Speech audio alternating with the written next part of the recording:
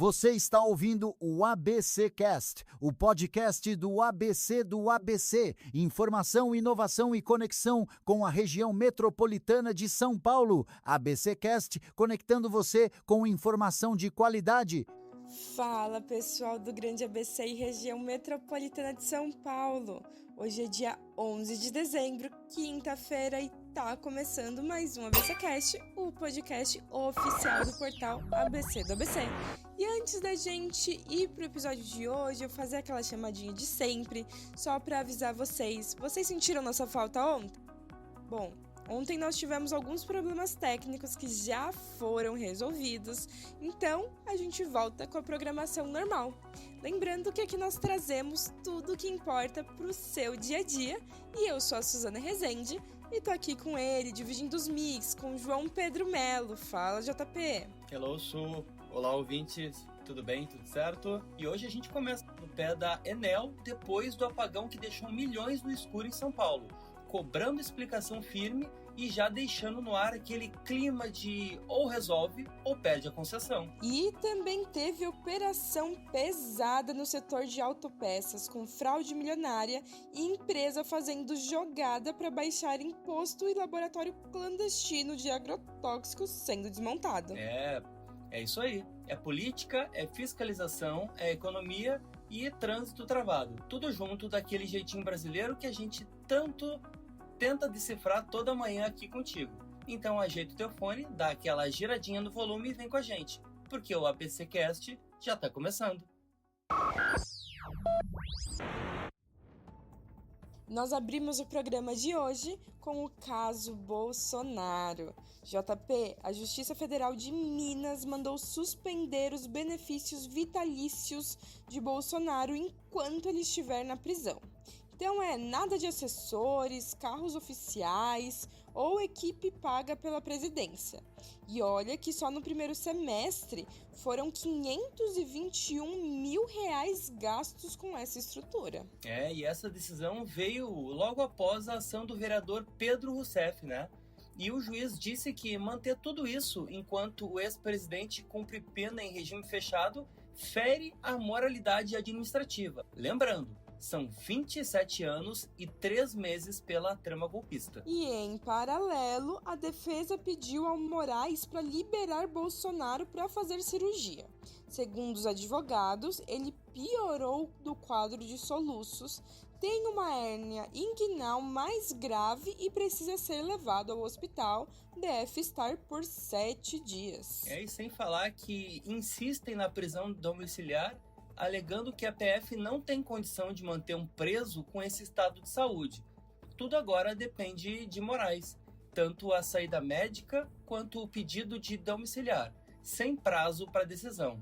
Então, boa parte da população significa perder tudo aquilo de cara: emprego, renda, mínimo de estrutura. Quando o debate é sobre ex-presidente perder carro oficial e assessor, dá aquele choque de realidade sobre quem é e o que sempre cai de pé nesse país. A decisão de Minas não resolve o todo, mas pelo menos tira um pouco o verniz de privilégio em cima de condenação por golpe. Com certeza. O nosso salário mínimo atualmente está em cerca de R$1.500 e ele gastava mais de 500 mil só com carros e acessórios, que olha, dá para comprar uns 2 apartamentos aí para quem precisa de forma mensal. Então, mais do que justo esses direitos serem revogados, se assim a gente pode chamar de direitos. E sobre o estado de saúde, apesar dos pesares, nós desejamos melhoras e que realmente seja comprovado por um médico e não seja só uma desculpinha para sair de onde ele deve estar. Então bora engatar para o nosso giro de notícias, aquele bloco rapidinho em que a gente passa o pente fino no que está mexendo com o bolso, com a rotina e com a paciência do brasileiro, do contra-cheque ao quilômetro 87 de estrada. E já que a gente está falando sobre dinheiro e o salário mínimo, é com ele que a gente abre o nosso giro. Ouvinte, o salário mínimo vai subir para R$ 1.621 em 2026, um aumento de R$ 103, que segue no limite do arcabouço fiscal e combina a inflação prevista com o teto de ganho real. Esse reajuste impacta diretamente quase 60 milhões de pessoas e deve custar mais de 43 bilhões de reais aos cofres públicos. Economistas dizem que o aumento pressiona o orçamento, mas o Diese lembra que o valor ideal para uma família seria de mais de 7 mil reais. No fim, o mínimo sobe, mas continua longe do que realmente garante o poder de compra e, como diz o nome, ele é mínimo mesmo. Interdição Mogi-Bertioga.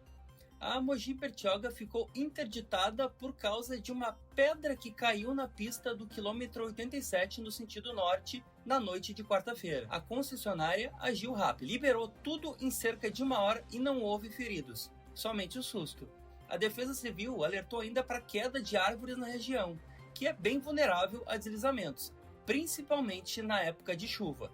E não é novidade. No fim do ano passado, outro deslizamento já tinha fechado a rodovia pelo mesmo motivo. E para fechar o nosso giro, vamos falar sobre o apagão em São Paulo, ainda mais com esses fortes ventos. Então, ouvinte, a ANEEL cobrou explicações urgentes da Enel sobre o apagão que deixou mais de 2 milhões de pessoas sem luz em São Paulo, avisando que falhas repentinas podem até levar à perda da concessão.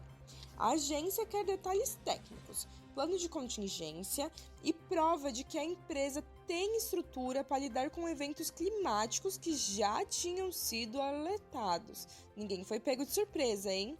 E a Justiça ainda suspendeu qualquer movimento para renovar o contrato da Enel, deixando o futuro da distribuidora no ar.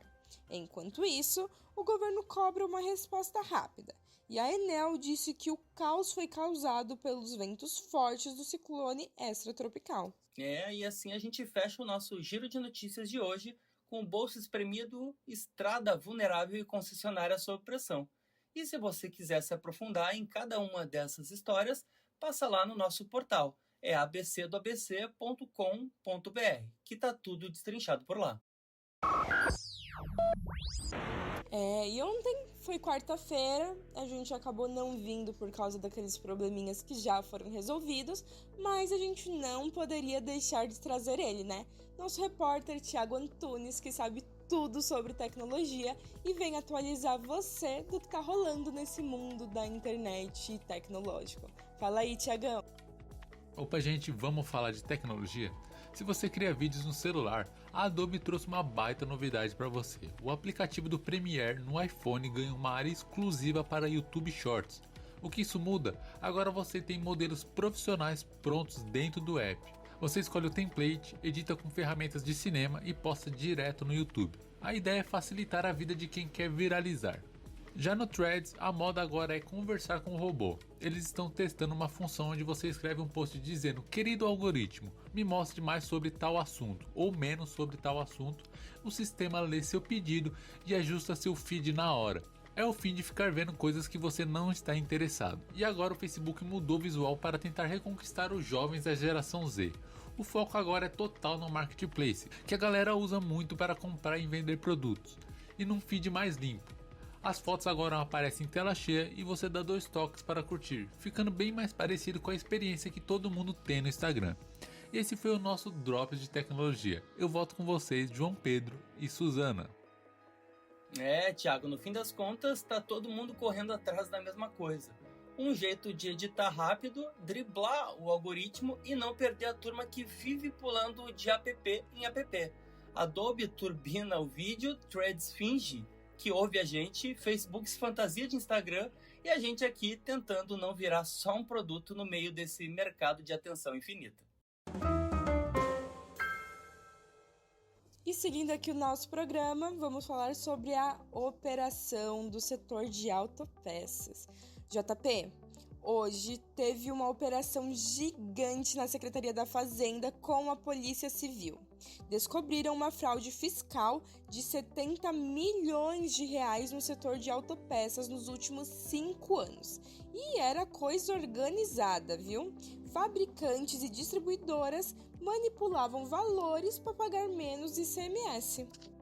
E o mais doido é que as empresas fingiam autonomia, mas agiam sob um comando só. Isso dava vantagem competitiva e prejudicava a arrecadação, já que esse tipo de produto tem substituição tributária. Tem investigação também por lavagem de dinheiro e ocultação de patrimônio. E não para aí não, viu? Em paralelo a tudo isso, rolou a Operação Pesticida, que pegou quadrilhas que falsificavam e adulteravam agrotóxicos.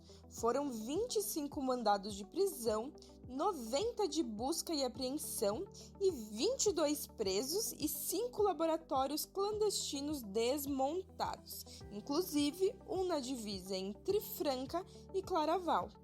As quadrilhas tinham até um núcleo gráfico para falsificar rótulo e operador financeiro para lavar dinheiro.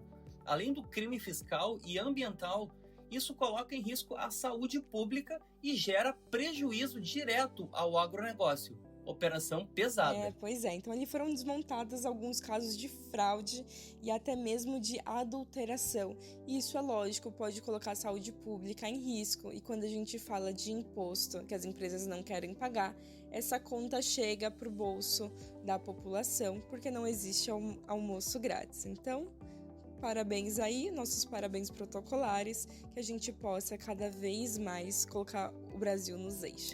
E no fim a gente consegue resumir que enquanto muita gente se mata para pagar imposto em dia, tem grupo montando indústria paralela de sonegação e veneno. É o tipo de crime que não aparece na página policial clássica, mas mexe com a arrecadação, com comida na mesa e com a saúde de quem nem sabe que está entrando na conta dessa jogada.